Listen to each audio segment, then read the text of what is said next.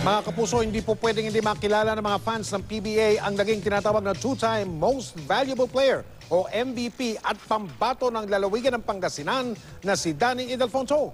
Dumating man ang mga mas batang mga player, kumpiyansa pa rin daw si Danny na may ibubuga pa siya. Makitama muna tayo kay Sport Saksi, Chino Trinidad. Tanggap na raw ni Danny Ildefonso na parapos na ang kanyang PBA career na nagsimula pa noong 1998. Ngunit hindi pa niya matalikuran ng sport na nagdala sa kanya sa Maynila at nagpatatag ng kanyang kabuhayan. Alam ng naging 2000 na 2001 back-to-back PBA MVP na bonus na lamang ang nakalipas na 3 taon sa kanyang paglalaro.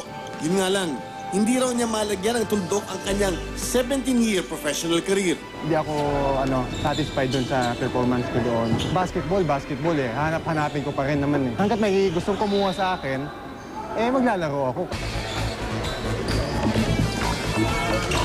Kumpiyansa ang hinirang na PBA Comeback Player of the Year noong 2011 na may maiambag pa siya sa isa sa 2 bagong team sa PBA na Blackwater na kumuha sa kanya sa ginanap na dispersal draft.